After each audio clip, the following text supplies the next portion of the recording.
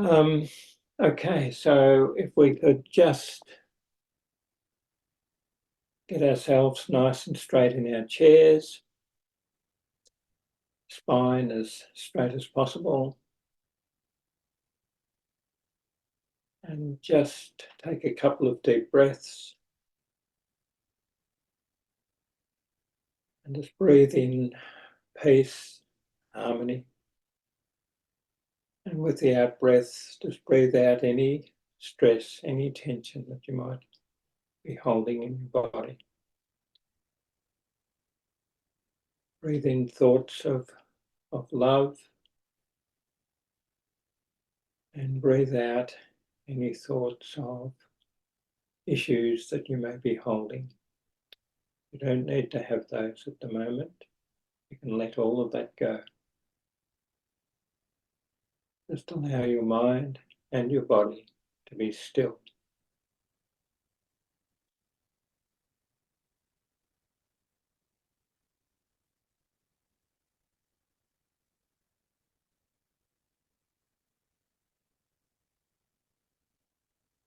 And we'll just start with an affirmation.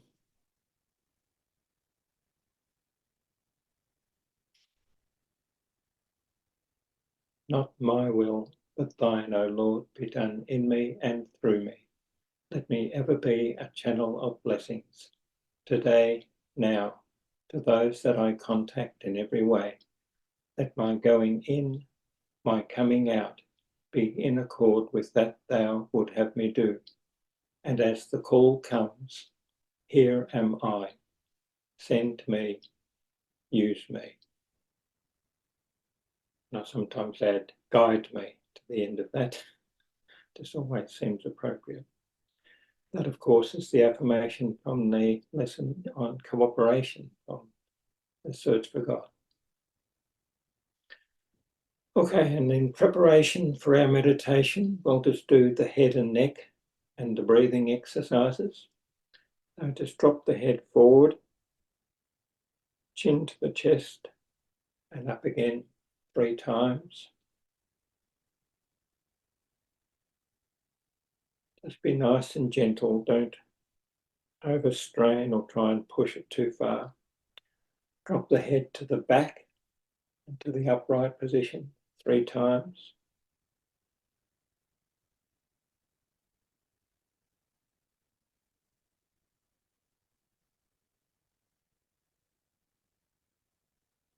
Drop the head down towards the right shoulder and upright again 3 times.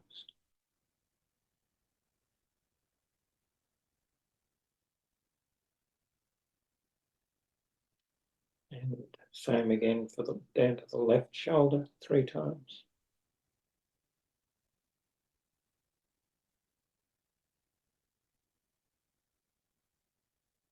And drop the head forward and rotate around to the right 360 degrees 3 times.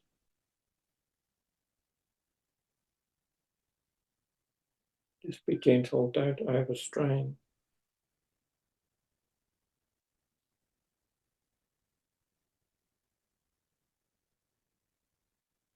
Drop the head down again and rotate to the left 360 degrees 3 times.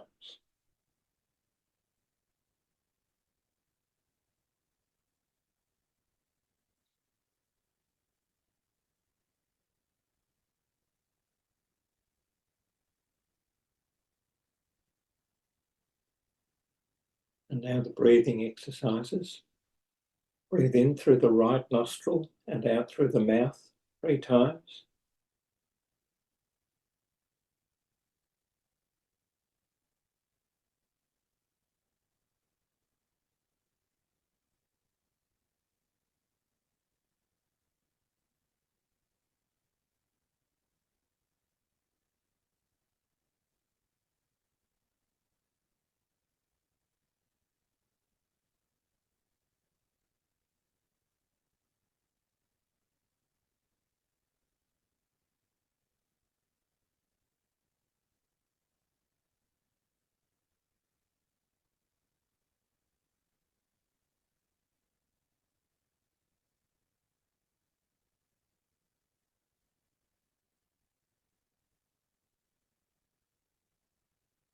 And breathe in through the left nostril and out through the right nostril 3 times.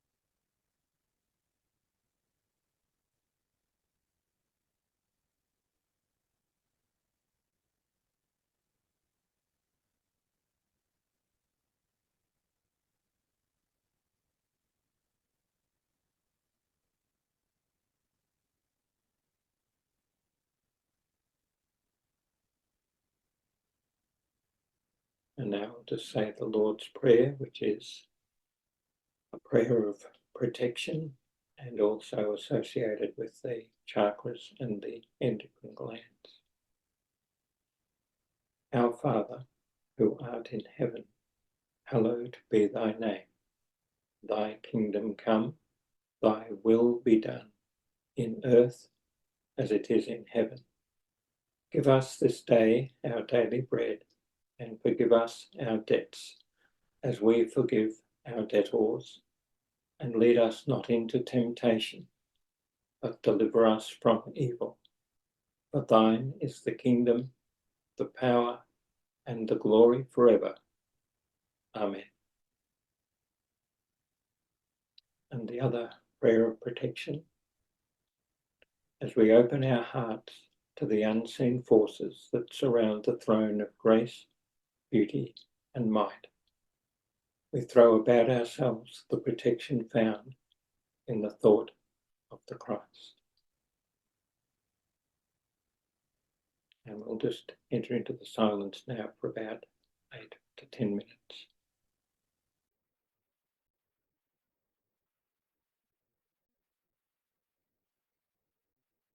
Would you end your meditations now, please, and bring your awareness back to your room?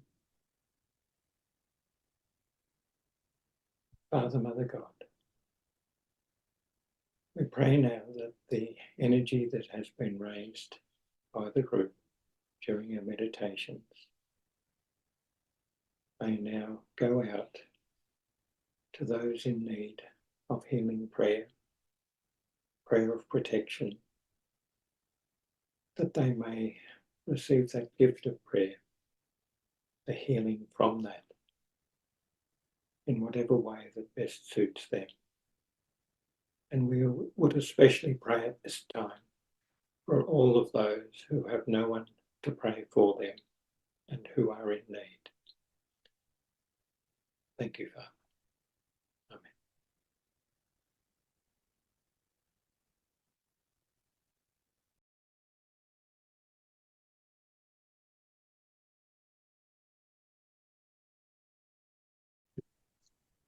So today we're reading from the Healing Through Meditation and Prayer, the Healing Through Meditation and Prayer Affirmations.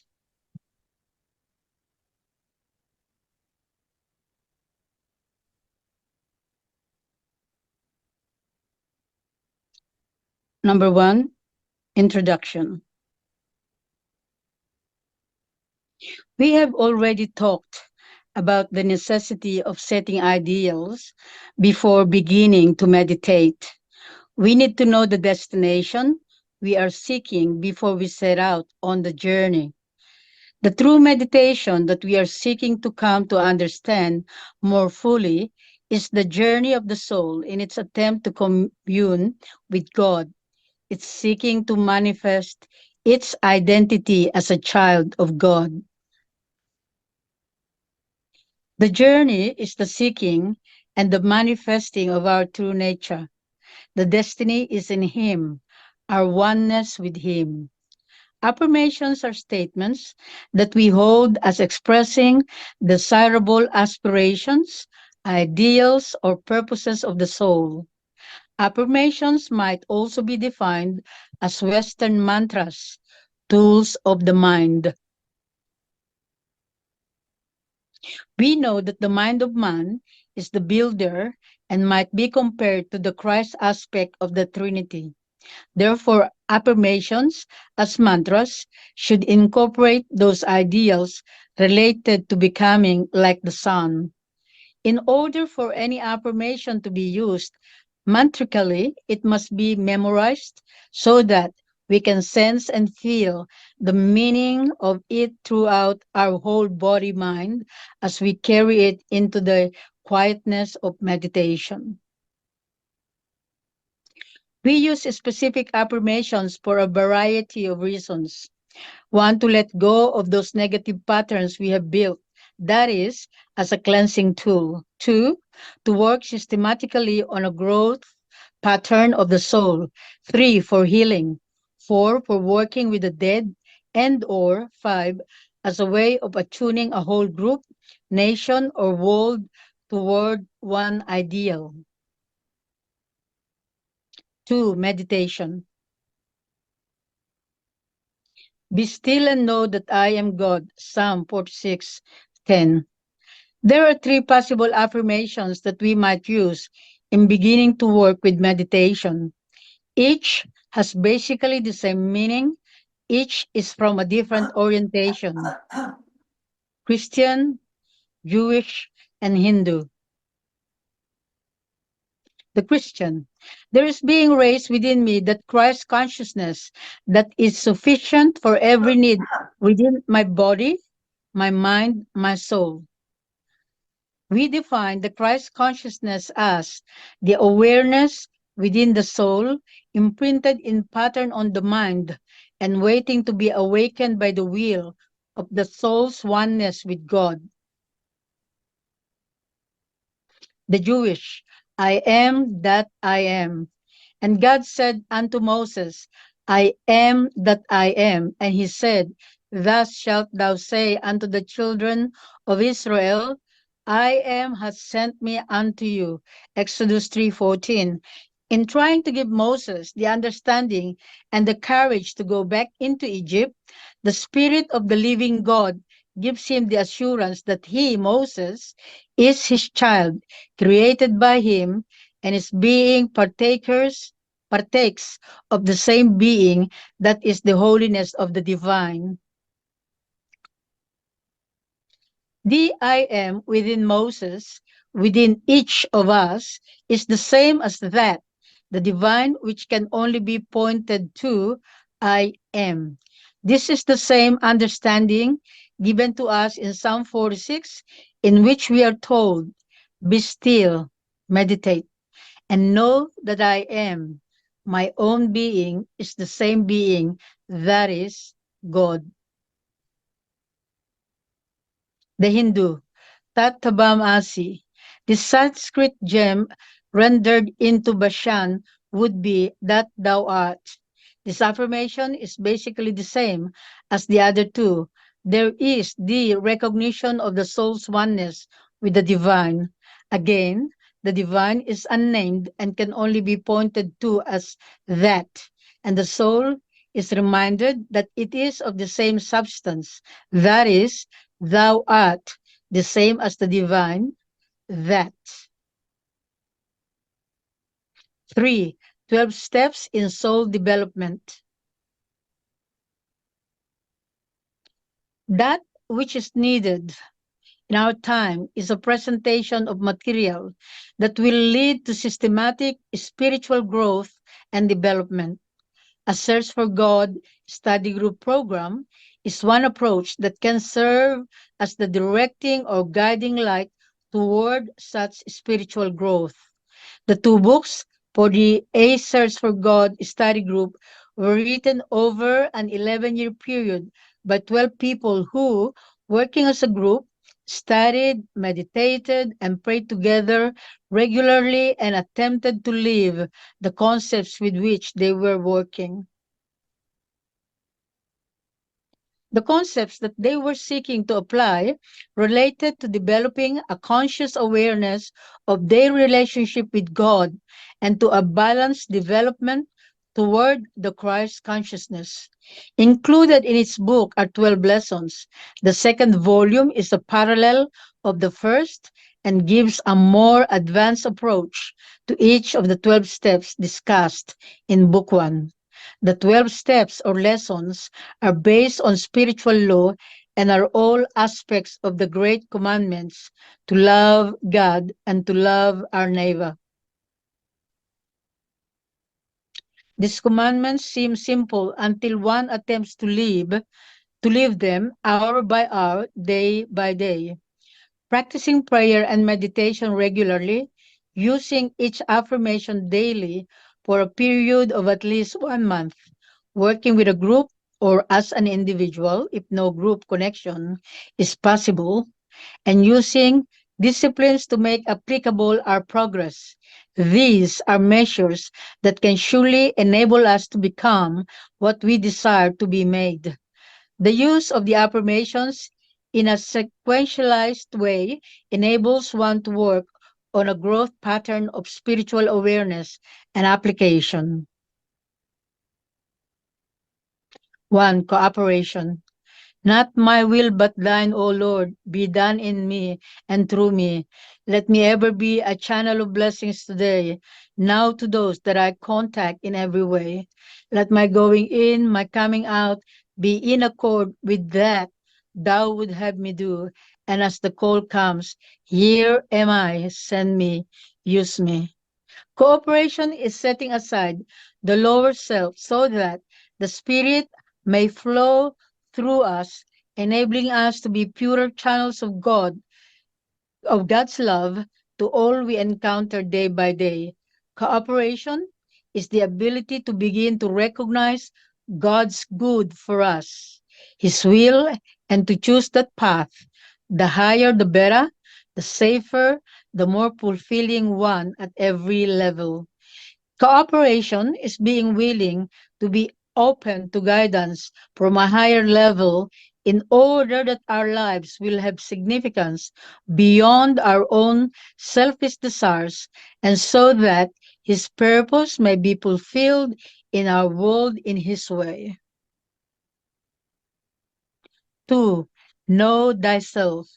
Father, as we seek to see and know thy face, may we each, as individuals and as a group, come to know ourselves even as we are known, that we, as lights in thee, may give the better concept of thy spirit in this world. Only as we seek our true relationship with the Father do we come to experience ourselves. Know thyself as his children, created by him to be co-creators and companions with him. Unless we work at re-establishing this relationship with him, we can never realize our potential.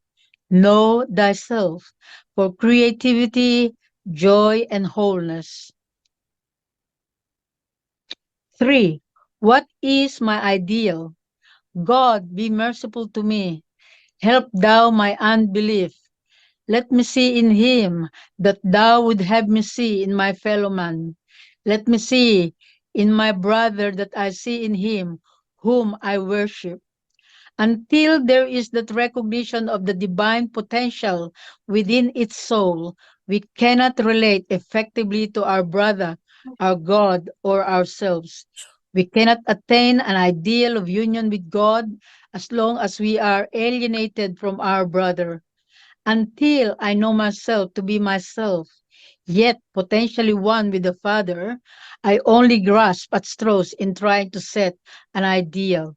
Perhaps the most important step the soul ever takes in spiritual growth is determining its own ideal. 4. Faith. Create in me a pure heart, O God. Open thou my heart to the faith thou hast implanted in all that seek thy face. Help thou mine unbelief in my God, in my neighbor, in myself. Until we begin to cleanse the heart of those doubts and fears we have collected through the years, we cannot be open to the pure, undefiled faith that is a natural part of the soul. As we begin to seek, the way is open to us, and our faith and hope begins to blossom as a natural consequence of the search. We must continually work with ourselves to let go of self doubt, doubt in our fellow man, and doubt in our God. Faith grows and blossoms as it is nurtured. 5. Virtue and understanding. Let virtue and understanding be in me, for my defense is in thee, O Lord, my Redeemer. For thou hearest the prayer of the upright in heart. Virtue is based on our cooperating with the divine through meditation and prayer so that we may know ourselves as we are known. Virtue is the use of the creative force of energy in constructive ways, ways that contribute to the enlightening and uplifting of all others.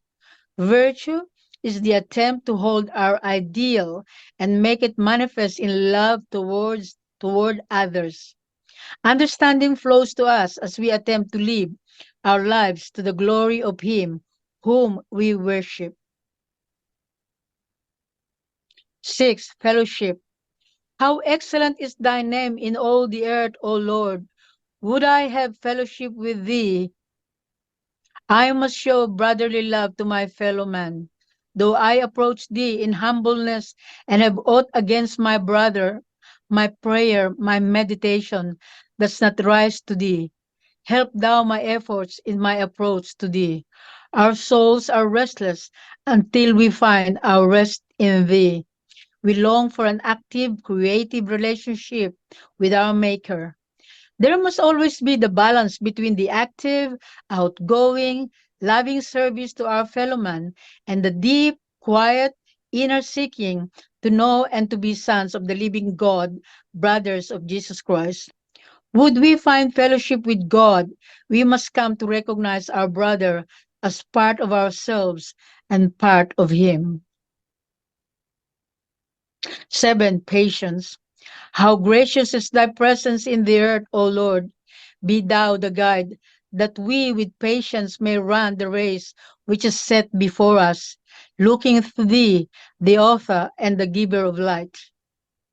Patience is the measure of our understanding of the purpose of a manifested idea.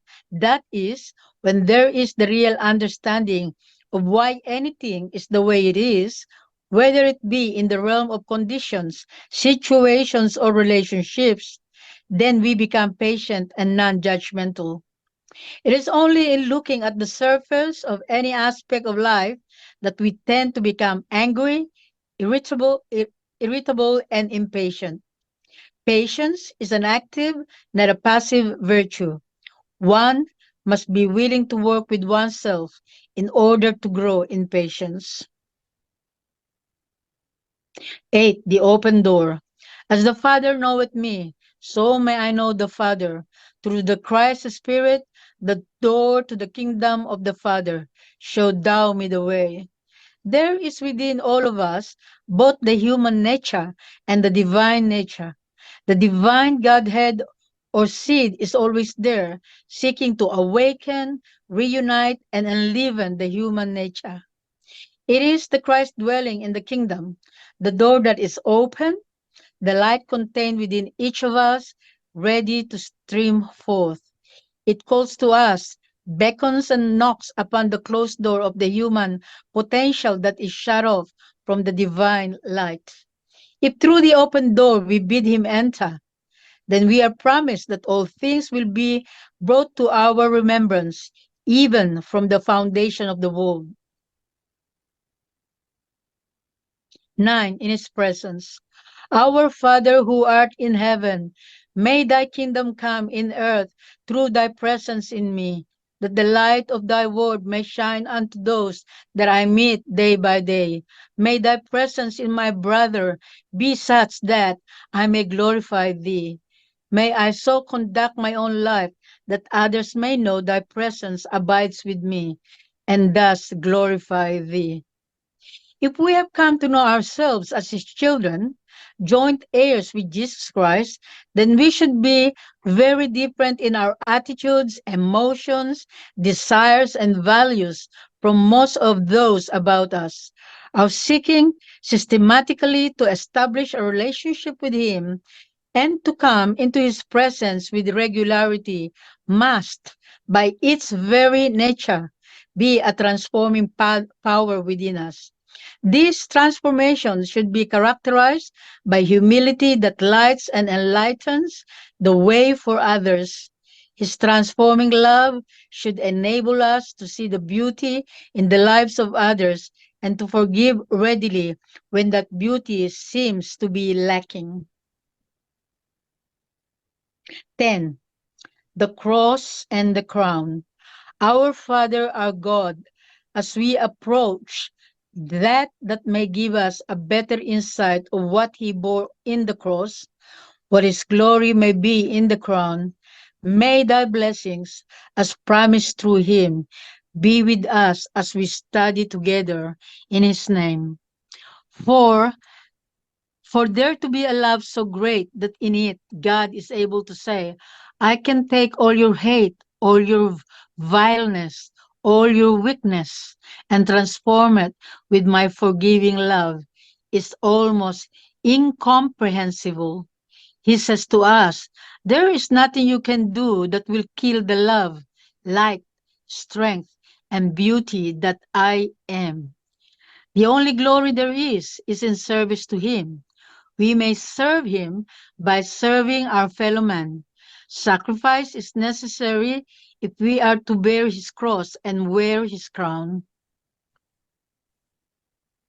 11. The Lord thy God is one.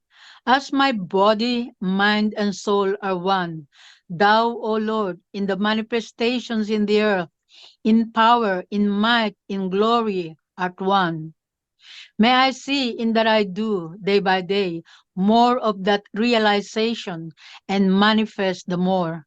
To realize that there is only one force and that it is good is very difficult when we see and experience evil about us. We must come to understand that because we have free will and can choose to do negative and destructive things with the energy when used in certain ways, it begins to appear as evil in itself, and so the devil is born. Jesus demonstrated the oneness of divine energy. He showed us the face of the Father, His love, His compassion, His forgiveness. He claimed that He and the Father were one, and then He demonstrated this by making His will one with the Father's. Number 12, love. Our Father, through the love that thou hast manifested in the world through thy Son, the Christ, make us more aware of God is love. All of the other affirmations and the disciplines connected with them lead us to this one truth. God is love. Love is manifested. All of the other virtues and awarenesses are necessary to help us comprehend what is truly meant by love. Love is that inexplicable force which brought Jesus to earth so that through him the way back to the Father might be made plain to the children of men. Love caused the Father to give his Son that whosoever believes might have eternal life. Love is that dynamic force which brings into manifestation all things. Love is the healing force, the cleansing force, and the force that blesses all things we touch. A Search for God, Book 1. And that ends my presentation tonight.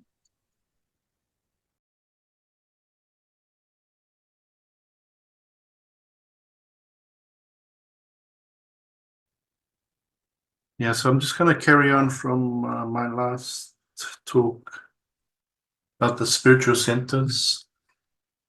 So it's still from the book Gateway to Light.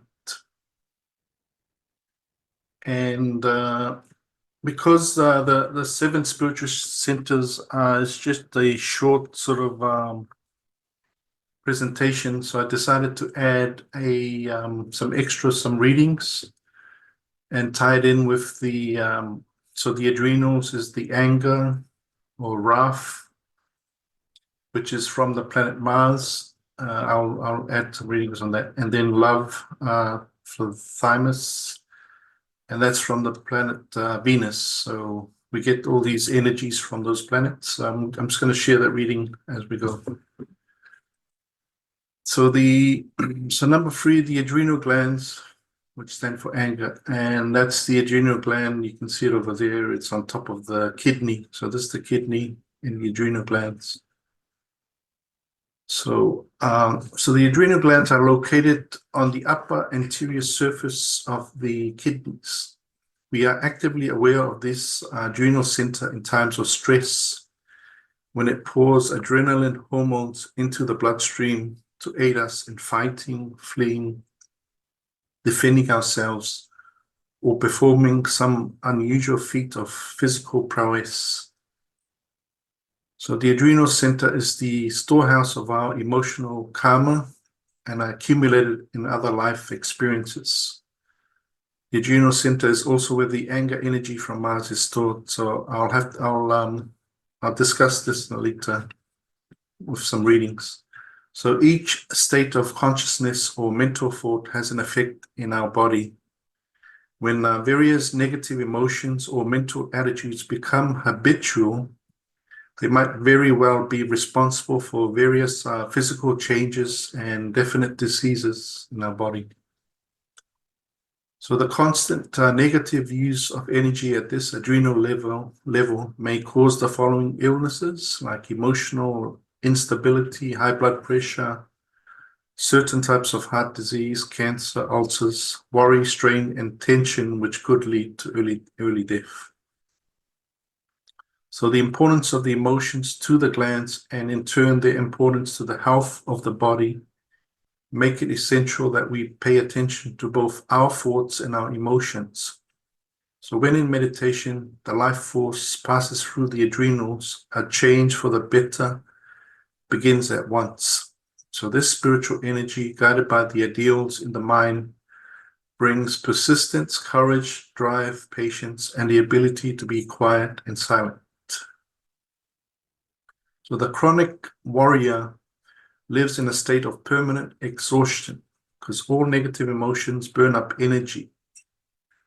They also prevent the body from renewing and rebuilding itself. So to hold animosities of any kind is to seal up the drosses and the poisons in the body.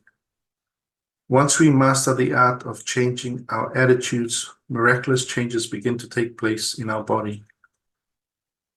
As the adrenal center becomes purified through the proper application of positive energy, mediumship and psychometry may be developed.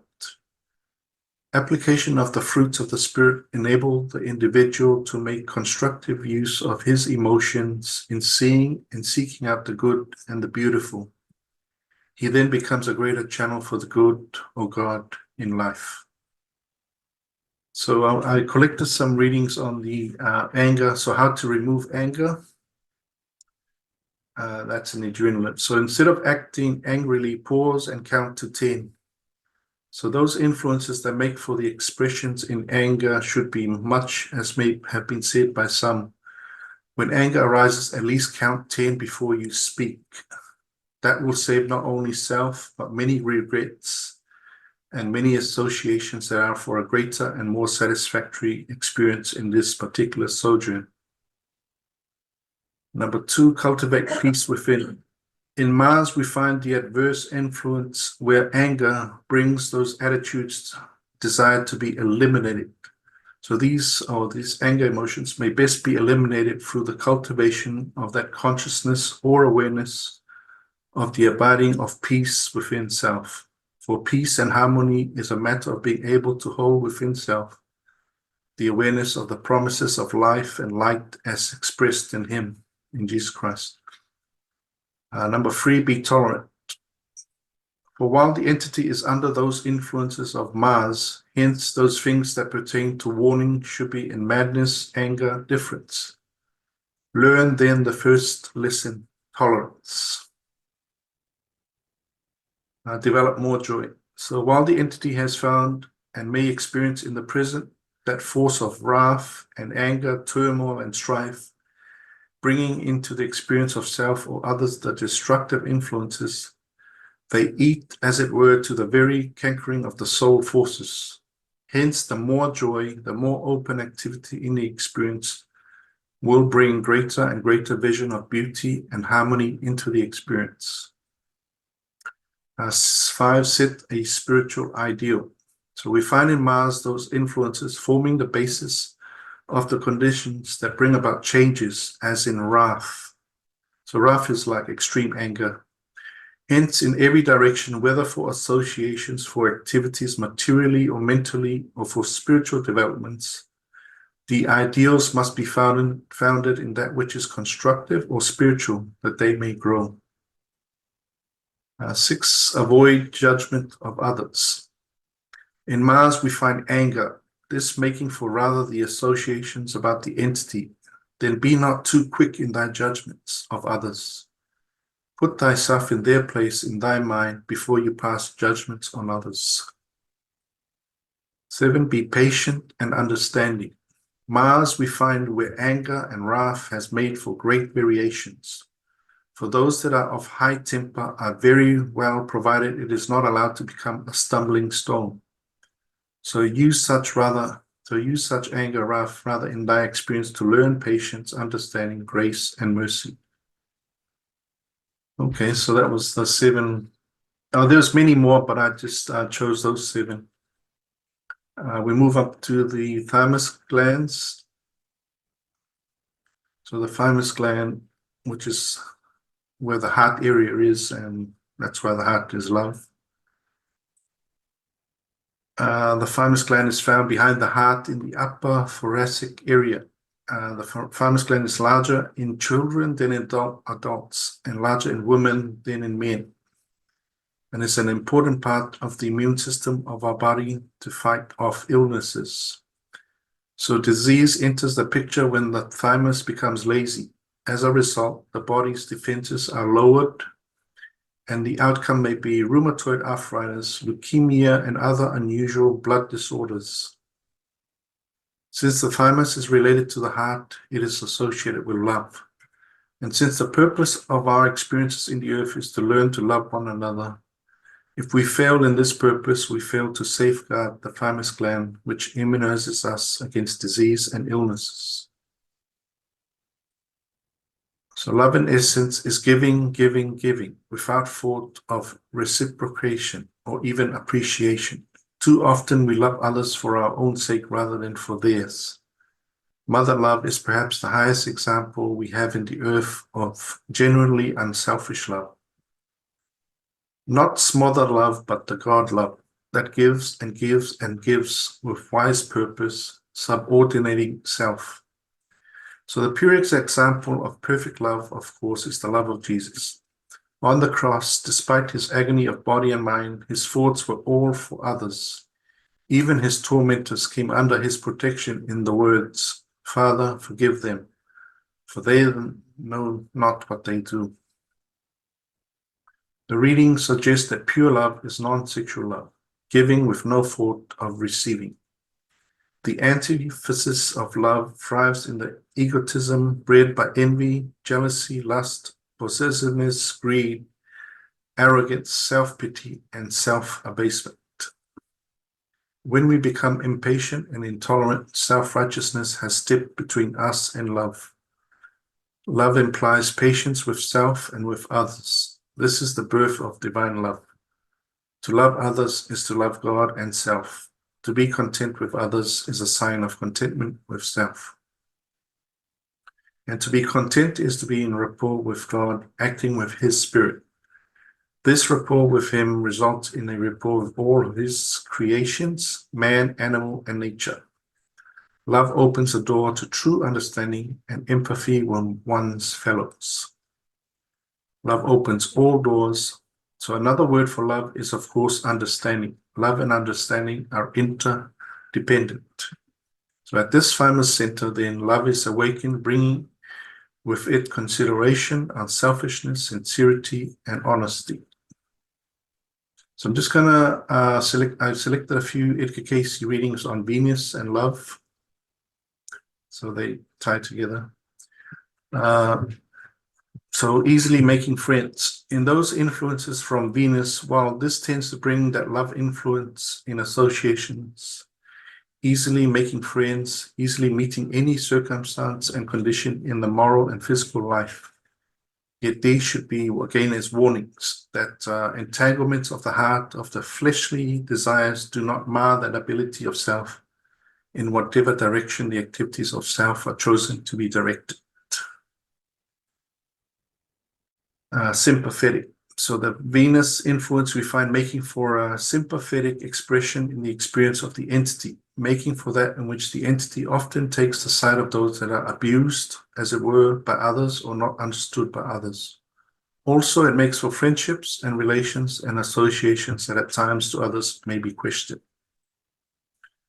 Affable and senses the feelings of others. So in Venus, we find those natural tendencies that arise from affability, from the ability to sense feelings of others and to so apply self in its relationships to others as to become affable and capable of being of help or of arousing the influence that arise from sensuous forces in the experiences of individuals at any given time.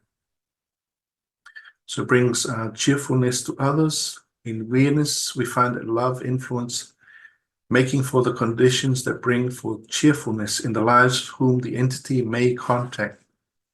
This may be developed by the entity to the point where same becomes more and more of the life's work and life's experience in the present development.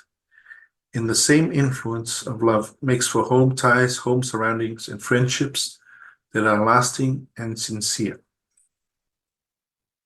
And in those influences of Venus is seen the love influence that which does bring for the bright and cheerful and the tendency for love's influence to manifest. So affable and friendly. Affable means easy to approach and to talk to, are friendly, cordial. So from Venus we find rather that making for affability the love of great numbers of friends. For love thinketh no evil, it thinketh none of itself, it is not puffed up, it is not weakened by prosecution, by sorrow. Love endureth all things and maketh for that which brings the glory of service in the experience in such ways and measures as to make every day an opportunity for the bringing to the consciousness of some soul the joy of the Lord. So Venus makes one sensitive to others. So Venus makes for the love, the sympathy, the conditions in the experience of the entity where it becomes so sensitive to likes and dislikes of others, even as to foods, as to associations, as to recreations, as to social orders, as to state, as to religious experiences. Again, affable and loving. In this entity, we find in Mercury and Venus, then one affable and loving in disposition and in mien, making for friendships that are ever worthwhile to the entity and does not seek to make for disorder or discontent in lives or affairs of others, one that may be very well said to tend to her own business. Also brings beauty, strength, and harmony. So in Venus, the love influence that does make for the beauty and strength and harmony in the inmost recesses of the entity's experience. And those influence from Venus, we find that beauty, peace, harmonious forces are ever in and about the entity. Yet for such to become active in the experience, there has been required upon the part of the entity an activity.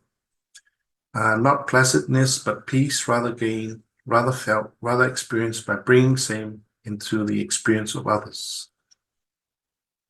Loves beauty and art. So in Venus, we find the love influence, the beauty, the art, expressions of the higher forces and influences in the experiences of others. Yet, as has been indicated, remember that upon the reverse or inverse of an activity, there is the very thin veil that may exalt, may debase if applied in a selfish or in a manner for self-glorification. And the last two, artistic temperament. So from Venus we find not only the love force and the emotional force and the artistic temperament, but also the activities in which the self is inclined toward activities in the higher emotional natures of individuals. And in Venus we find the love influence, the desire for beauty. So that's all tied in with the Thymus level. And that's all.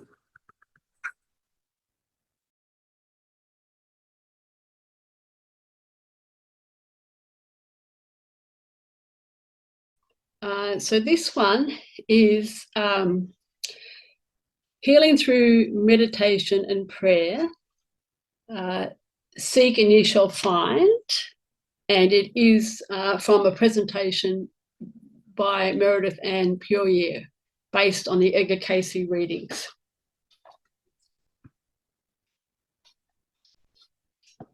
Mm-hmm.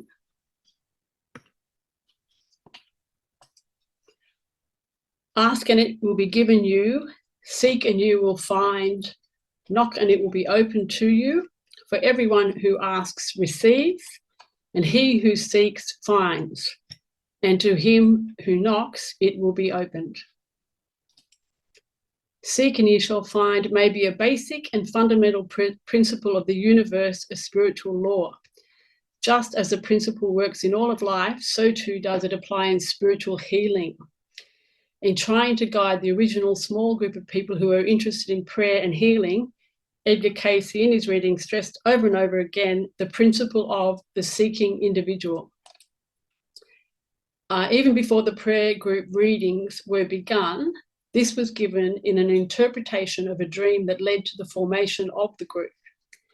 This group may hold such a prayer for those who are sick or afflicted in any manner, and they to whom the will is given will receive that they seek through the efforts of these. The seeking attitude was deemed so important that in each of the first 3 readings given for the prayer group, it was stressed. Those that would then be healed must seek through these channels. The question was asked, what connection must be established with those we are trying to help? The answer, as of old, he that would be aided must seek, even as has been indicated. There is humour and yet great instruction in this series of questions and answers given in the 3rd reading. The question was asked, could CE be healed through me and in what ways? The answer was given by Edgar Cayce, by gaining first that sincere desire on the part of CE to want to be healed. Then there may be raised within self that will overcome those destructive forces that are eating at the vitals of the physical body. Question, in what way? Answer, by first there must be the desire that can only come within self. Question, I have 4 ways of healing, which shall I use? Answer, there must first be the desire on the part of CE to be healed. You cannot create them no matter what thou hast. God cannot save a man that would not be saved. We are always so sure that we know what would be good or helpful for another individual, and so sure that we could be of help if we just knew how to proceed. If we could just learn to appreciate the above excerpt fully enough, we might truly be of much more help to those about us. We must learn to value the integrity of every individual and to appreciate his right to make choices that seem very wrong to us. It is extremely difficult to learn to give others the same freedom that God gives us and that we in America particularly have an opportunity to experience. Until an individual has the desire to change, there is no way to force him without infringing upon his integrity. At the same time, we must value and respect the integrity of individuals by not forcing our wills upon them. We must know that we do have a responsibility to be helpful to everyone in all those ways that are open to us. Like the lawyer who questioned Jesus in the Bible, we often ask, who is my neighbour? Thou shalt love the Lord thy God with all thine heart, thy neighbour as thyself. This is the whole law. This is the whole answer to the world, to each and every soul. Who is thy neighbour? he that liveth next door, or he that lives on the other side of the world? He rather that is in need of understanding, he that is faltered, he who has fallen even by the way, he is thy neighbour, and thou must answer for him. In one sense, the whole earth and the balance thereof is in keeping of those who know the way, those who have claimed their relationship to God as sons and daughters. Those people are those who seek to do the good, helpful, right thing in every situation, in every relationship. As difficult as it is to know what it is best, it is possible as we seek continually to live in his love and be guided by his Spirit. Only when we have come to understand and appreciate our own freedom and responsibility can we truly value and guard the integrity and freedom of others. Just as there are things that we can and should do to help others at the conscious physical activity level, and things that we should avoid doing, there are ways we can and should help at the level of prayer and meditation, and things we should not do. Some feel that they know instinctively how to pray and are loath to learn anything new about it. No matter how good the intention, we still need to learn and grow. Surely we should be willing to take instruction whenever it is provided so that we may be more effective. Please differentiate the difference in what we are told to, in that we are told to pray for others, while again we are told there must be the desire on the part of the one to be wanting to be helped or healed. The prayer for others is as defense against influences that would hinder. The prayer and meditation and the unison of purpose for healing is as against an offence committed in the body to be overcome or made every whit whole by his cleansing, forgiving, his life-giving power. Hence, the closer the union of purpose makes that as he gave, thy faith has made thee whole. Whether easier to say thy sins be forgiven or take up thy bed and walk. The forgiveness, the cleansing is in him. Union of purpose for the offensive or offences, the defence rather as the calling of all powers as witness of the position. You can always pray for others by sending the light and love of Christ to surround and protect them, because prayer acts as a defence against any influences that would hinder the individual. It is a calling of all powers to witness our position of concern.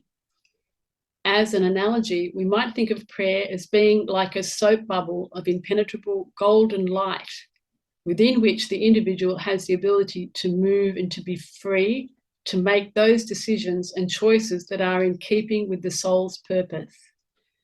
Or we might like to think of prayer as being like the Great Wall of China, which keeps out all enemies.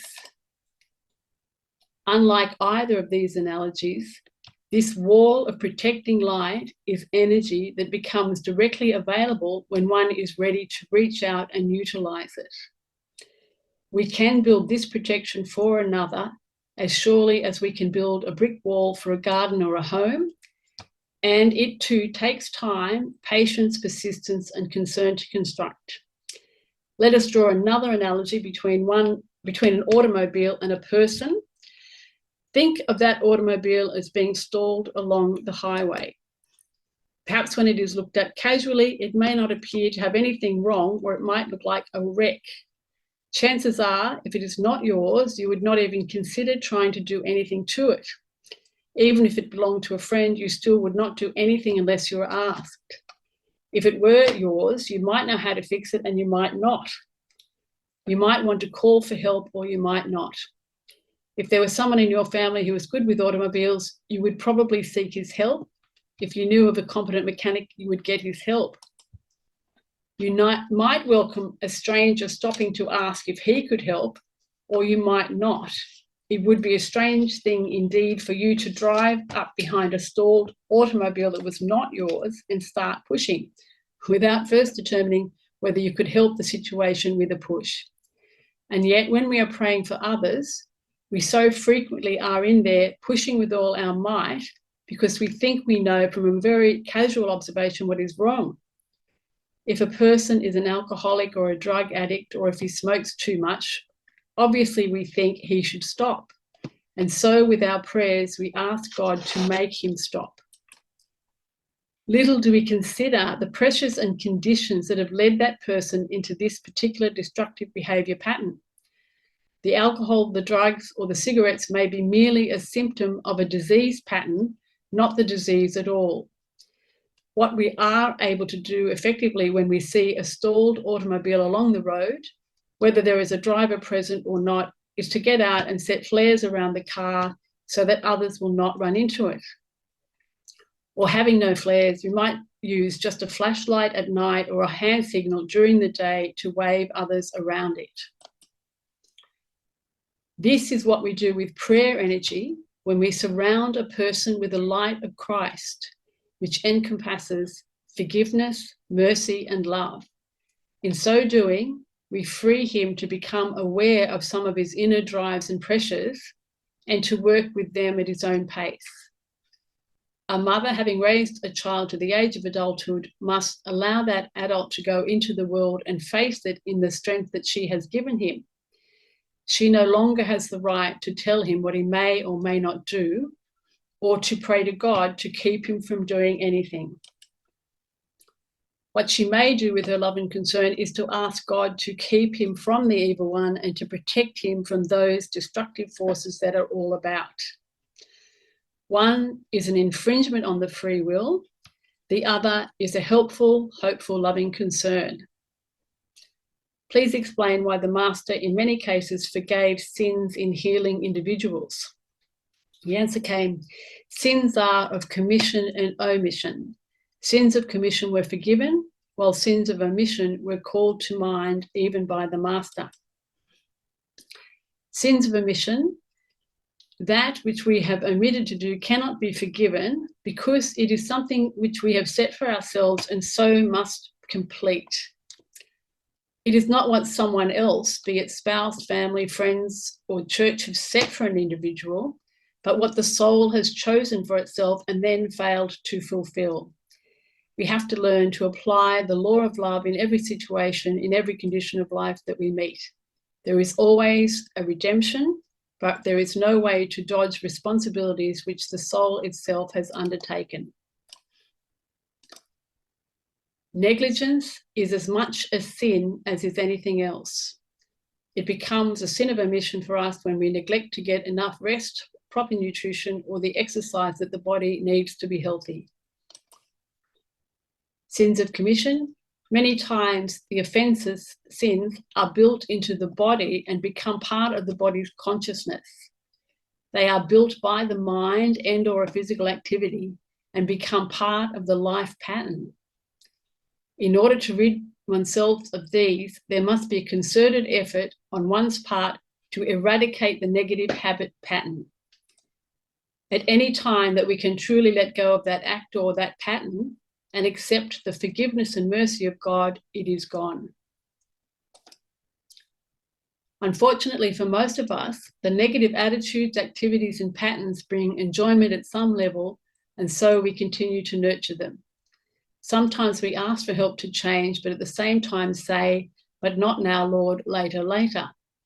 Sometimes we so want to help or change another person that we send and spend a great deal of prayer energy destructively.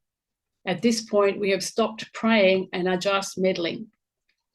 Without the cooperation of the individual, we may make conditions very much worse for him.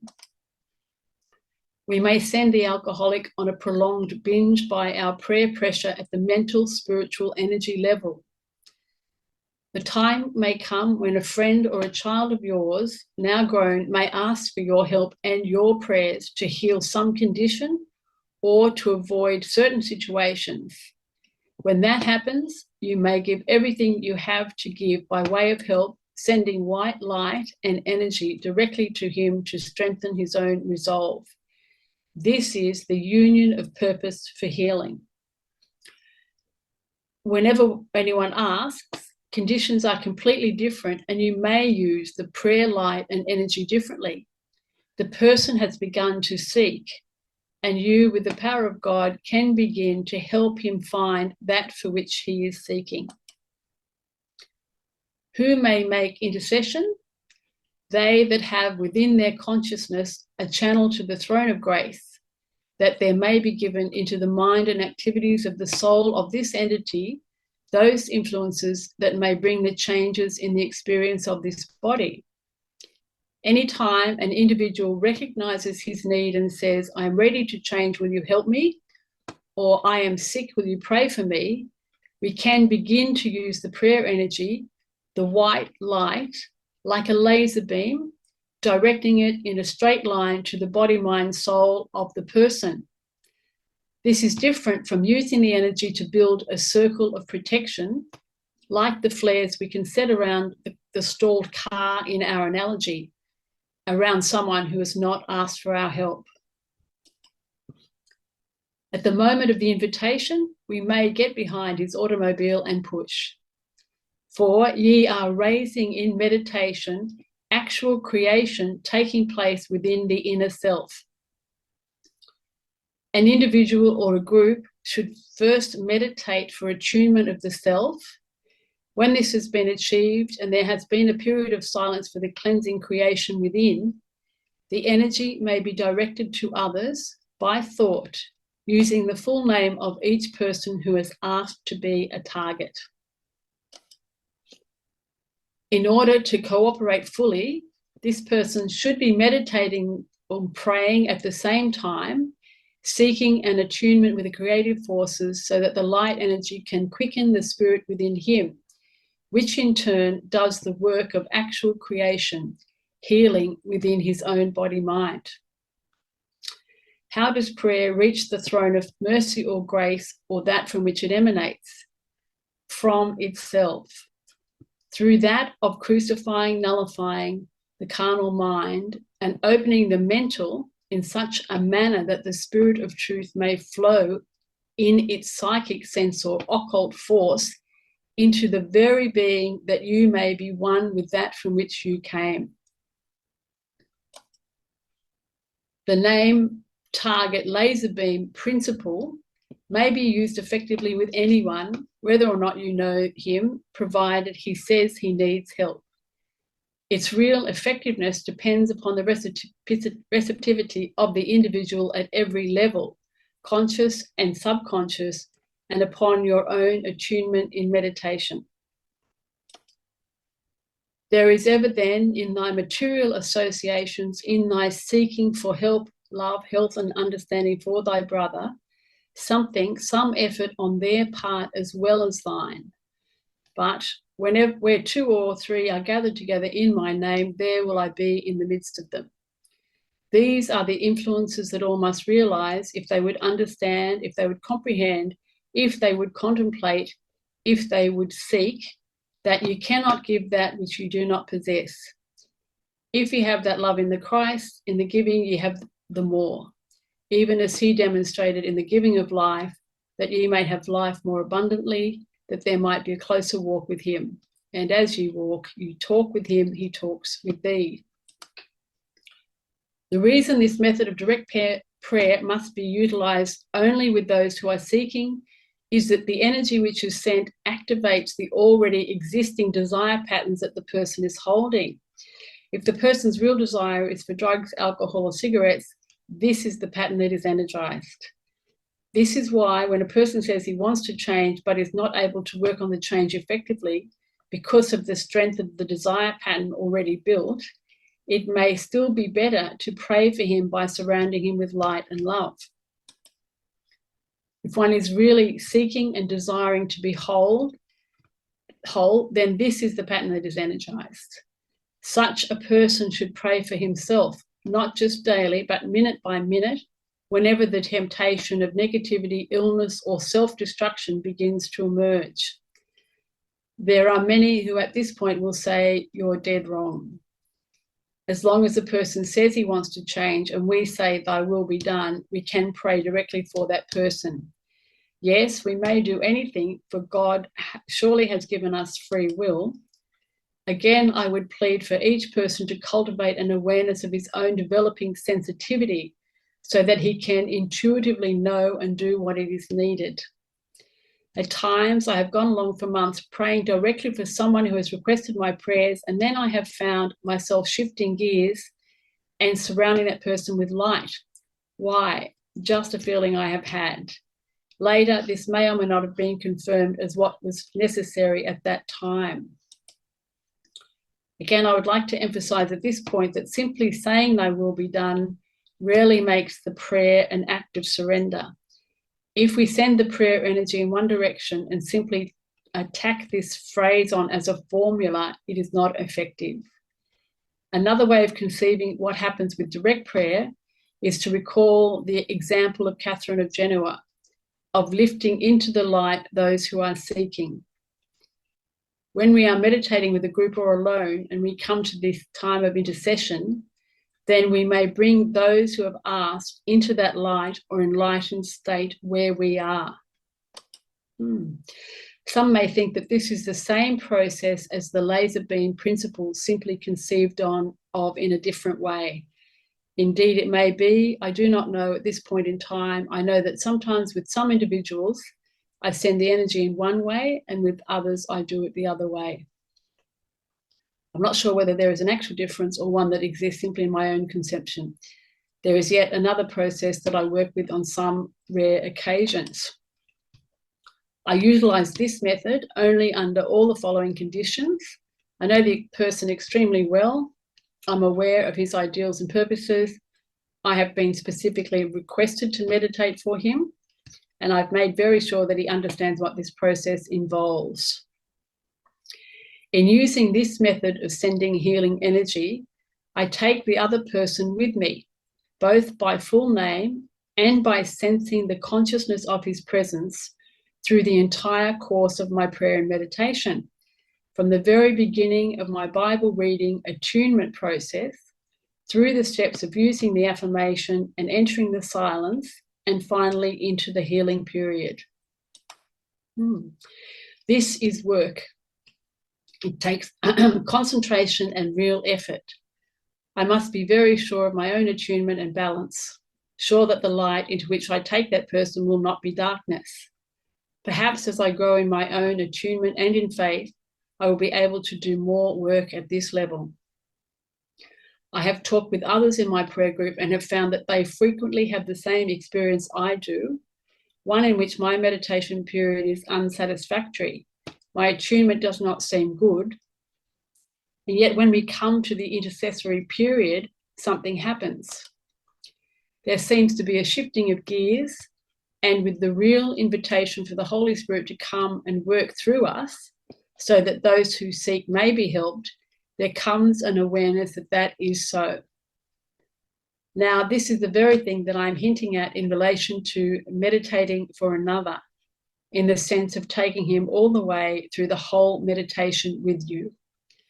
Unless you are relatively certain that you will be able to make that attunement and have a helpful period of silence, it will be more beneficial to wait until the intercessory period to begin to pray for those who are seeking. And that's the end of that presentation. Thank you.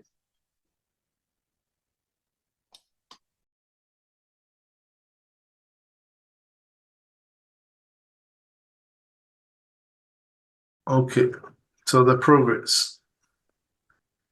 So what we're going to do, we've completed meditation gateway to light. We only have one more, which the thyroid, pineal, and pituitary. I'll probably just do a presentation there for that one, and then we've completed the whole book. Wow. Yeah, we've done all that book. Well done. This book here, we've done meditation, a way of life. And those who would find must seek, which is chapter 4. That's Liz's presentation. And what we're going to do after next week, we're going to jump straight to not this one, but we're going to jump to Creative Meditation book.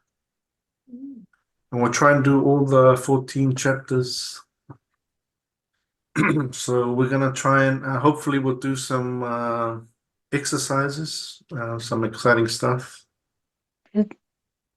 Yeah, so we're going to do that book. You have, all of you have access to that book, right? That's the next one. Okay. Huh? Ahead of that. Yeah. Yeah, so we're going to do that in 2 weeks' time. Banquet, a Is real that a banquet. good yeah.